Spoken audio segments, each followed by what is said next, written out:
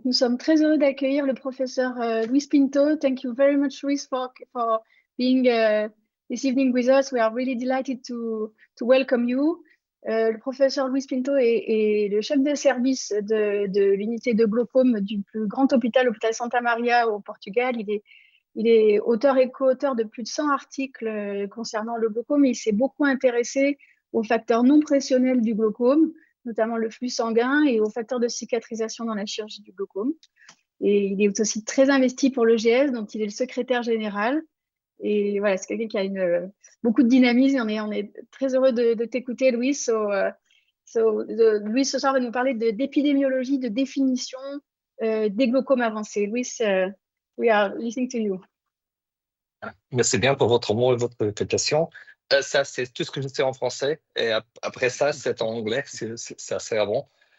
Thank you very much for the kind invitation to be here with you all tonight. And I think this is a great topic about advanced cases, which is something we always have in our clinics. And we sometimes challenge of what to do. So I think this is a great idea to sum up all these people to try to make this. So I'll try to share my screen. So I hope we are okay. Perfect. So this is during the World Glaucoma Week, this is a slide from the GW which is the glaucoma as a silent thief of sight. And that might actually explain why we have a lot of advanced cases, because these are slides from the Belgian Glaucoma Society, which explains for the non-glaucomatous, because we see this all the time. And we wonder, how could it be that these patients actually lost so many visual fields and actually don't realize, and they only come too late? Because, of course, they don't see black dots in their visual fields.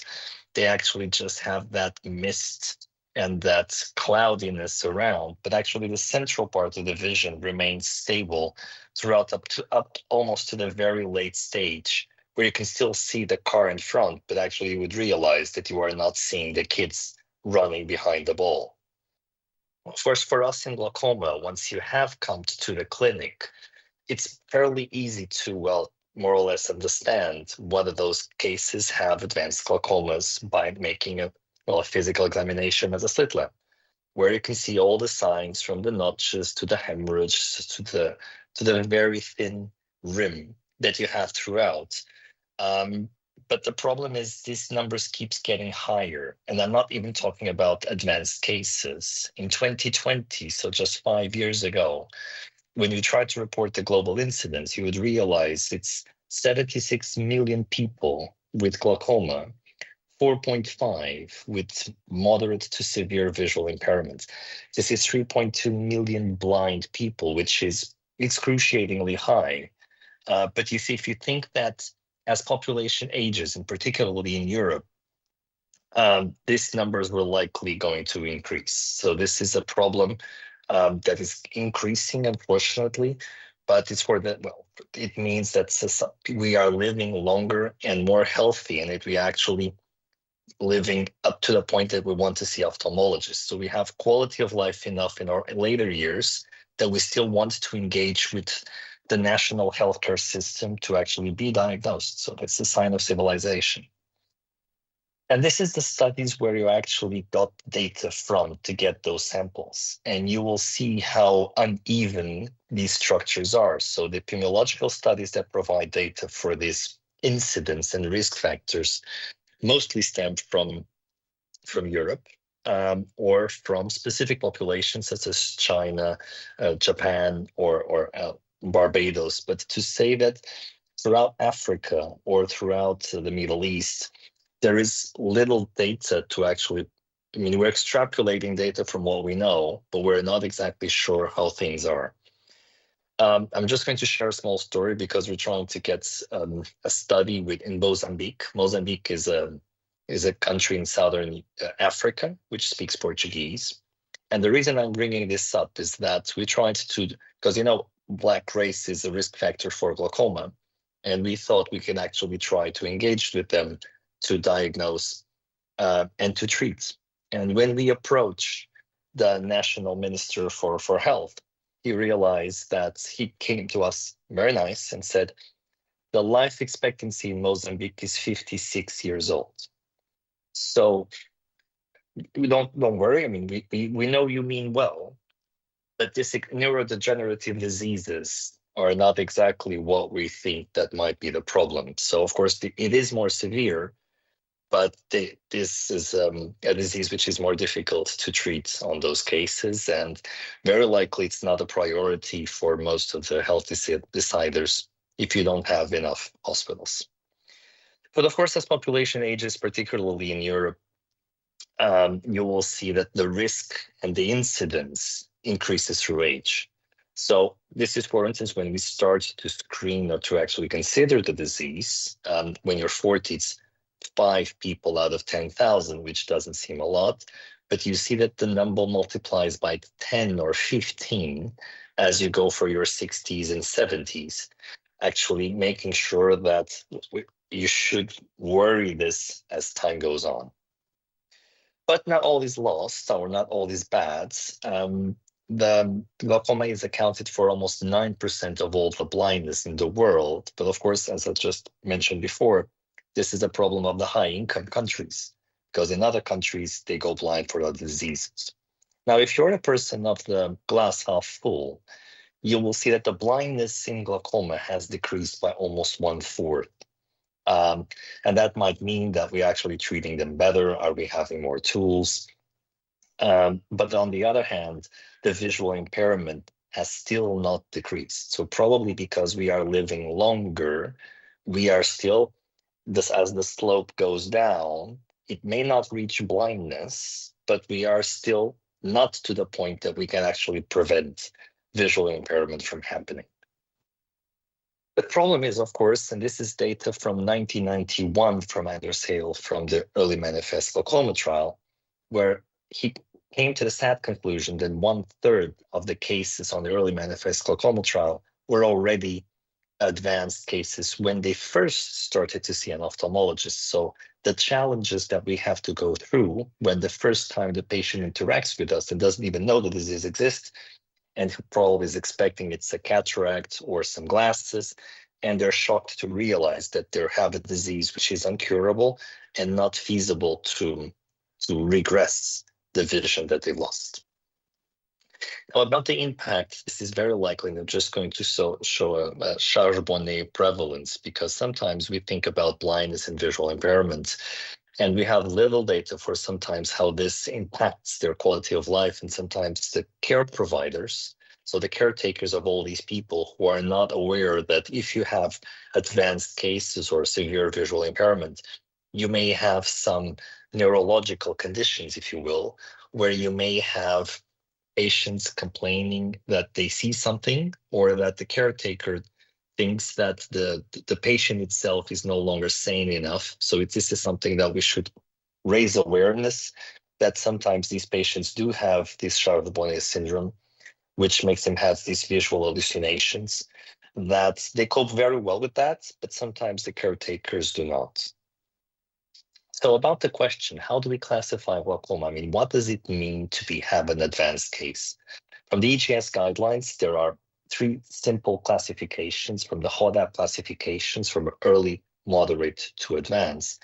And here I'm bringing the point that our classification relies on visual field. So how functional the impact is, and not how red the OCT is. Because of the mismatch between structure and function, and what the patient actually cares about is function, our stratification ranks within visual fields. So for simplicity, we tend to agree that you will have an advanced glaucoma if your visual field is above -12 decibels. And of course, why this might be intuitive, that this is an advanced case where you have just that small 10 degrees islet and then the temporal vision. The problem is this classification is not exactly good. So all these 4 visual fields are above the 12 decibels. And as you can imagine, the quality of life or how this impacts your quality of life is not necessarily the same. For instance, the second visual field from the left very likely could go on in his daily life and not even notice that he has something, while the first, of course, is very more limited. And so it's the challenges of classifications, and just ranking -12 or -14 might not be enough to tell us how challenging this patient's life is. There are other criteria, and I'm just going to show this for the historical reasons, that the ages criteria is extremely accurate, and it was used for studies in the ages. But you see how complex it is and how you have to define clusters, and then you have to pick the numbers. So it is good for the scientific merit, but it's not something we would use on the clinical life. Although the Brusini, so the glaucoma staging system, does depend only on two: diffuse/localized damage on the X and the Y. It is more practical, but I'm not familiar with centers who would use this routinely.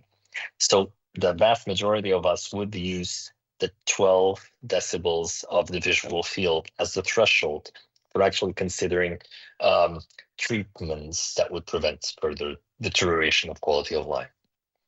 So this is ultimately what we want. So if you go from, this is a very known graph from the EGS guidelines, where what we want to make sure is that you never cross that dashed line of the severe functional impairment. And of course, the faster you go, the quicker you'll get there. But the longer you live, the more aggressive you need to be to make sure that you never come below that line. And then here is the question of how to treat. So of course, if you have these patients, what's the IOP you think you need to stabilize this to make sure that you don't go below that line?